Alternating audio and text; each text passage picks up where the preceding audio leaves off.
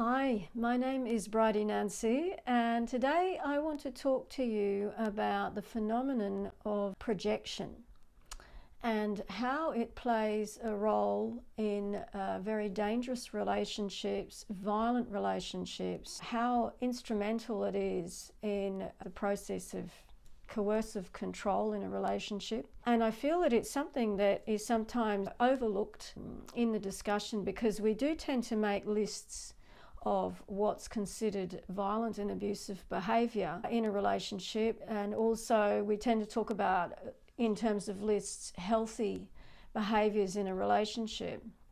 But sometimes what we're not getting across to help people avoid or rescue themselves from very dangerous relationships is the inherent difference between the mindset of a person who is a healthy type of person in terms of actually having achieved developmental maturity and therefore the ability to have intimate, healthy relationships, as opposed to an individual who has suffered from loads of problems in their life and possibly has never developed adequately in a manner that enables them to relate to others in a non-harmful fashion without causing harm to their relationships. That the second person I'm talking about is the sort of person who doesn't actually know how to form a truly intimate relationship and rather will form what we might call a fantasy connection in relationships, and will draw what we would call the victim into that fantasy connection. Now, there are loads of videos on the internet talking about projection. There's lots of information out there for you about narcissism, about personality disorders. Some of that information you can find if you look it up. It's available from the Diagnostic Manual of Mental Disorders, and that's readily available now on the internet to have a look at, and there's lots of websites that explain that. But before I get further into it, I'll just tell you just a little bit about me for those who don't know me. I am a performing artist and also a clinical social worker.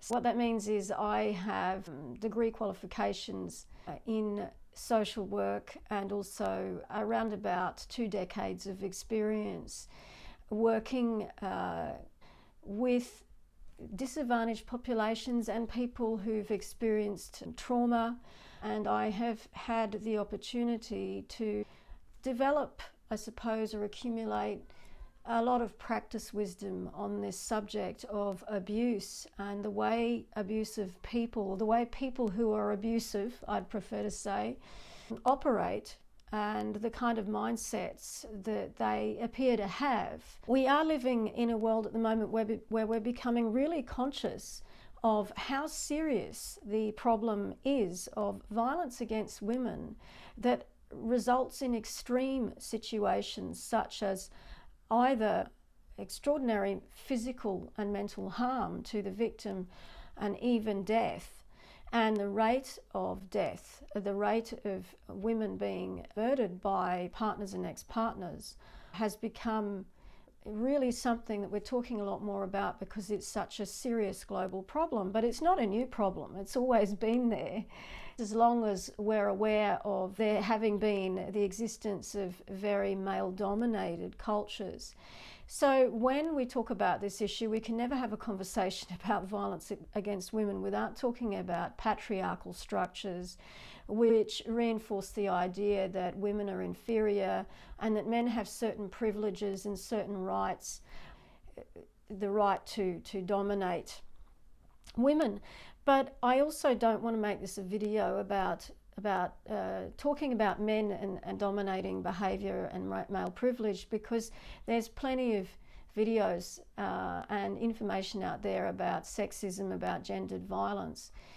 What I want to talk about is the fact that there is this problem of projection that often early on in relationships we don't notice because we're in the honeymoon phase and both partners are projecting. And the important thing to understand is whether you've got a man who's a perpetrator of domestic violence who is perhaps eventually capable of homicide, or you've got someone who's a different type of abuser. Maybe they're not a man, but they're behaving abusively towards someone, and it may be in a work context, it may be in a non-heterosexual context as well. We do get violence in gay relationships and lesbian relationships.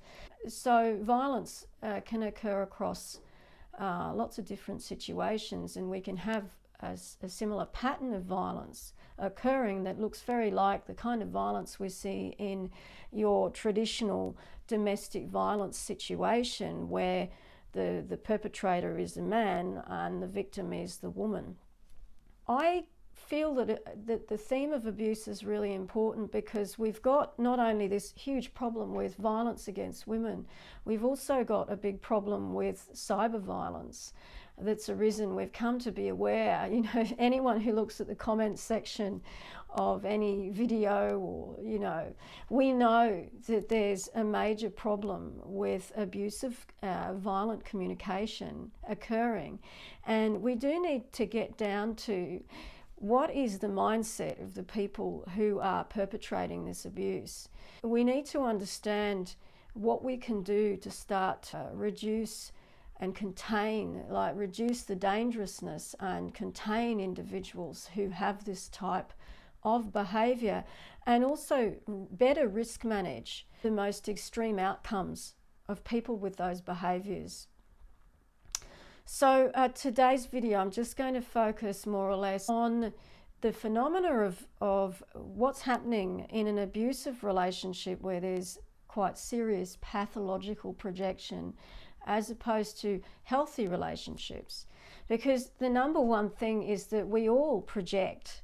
We all project a little bit here and there. Projection is just quite simply, before we know somebody, or even when we do know somebody, our mind is constantly trying to put together and make sense of another person's behaviour in a relational context. When we're trying to communicate with someone, we're constantly trying to make sense of them and what they mean, what they're trying to say to us. So we're going to be interpreting body language, cues, listening to what the person's saying, but what interferes with our ability to objectively understand the person is our own background, and it can be our own triggers. So we may get in the way of ourselves in the process of understanding the other person, and we may project assumptions about what the person means during a conversation or an argument, particularly if something about what the person is saying is triggering things that bring up our own unresolved issues.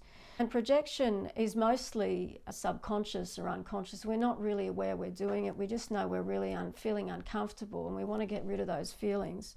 And so we push them onto the other person, and we make assumptions.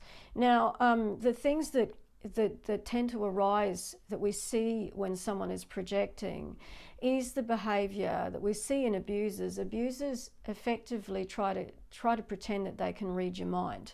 Okay, I'm sure you've all had experiences of that, of someone telling you, you think this and you feel this, or, you know, basically telling you a story about yourself that you know isn't true. But on first hearing it, it's really shocking and hurtful, and we're often so shocked by what the person's saying, particularly when what the person's saying is blatantly untrue, or when it's what they're saying is kind of partially true, but it's so distorted that we're just blindsided by what the person's saying, that we actually literally don't know how to respond, or we naturally respond very, very defensively. So I'm sure you've all experienced that in some form in your lives.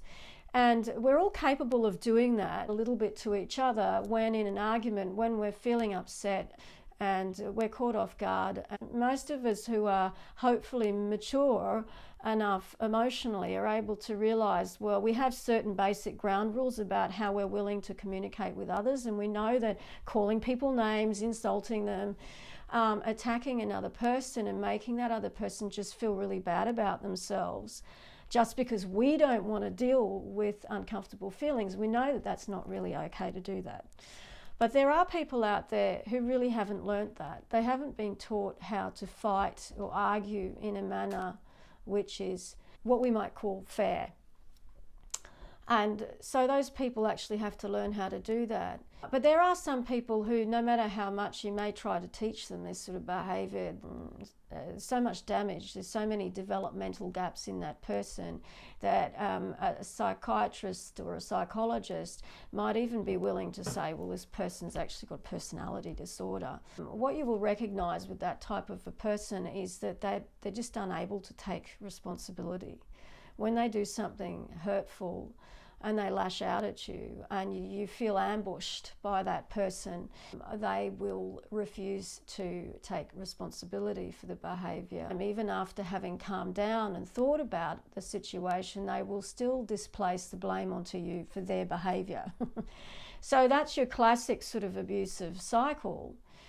The reason I want to talk about projection is I want to say that projection, yes, it happens and we can all be guilty of it, but most of us will adjust our assumptions and the mistakes we're making about somebody else, and we have enough integrity to be able to do that because we have some self-esteem and we know it's okay not to be perfect and to make mistakes. And therefore, we're able to reevaluate the way we see something and course correct and realise we're being unfair on the other person. But someone who is abusive appears to be largely incapable of doing that, usually for lots of different reasons related to their lack of development.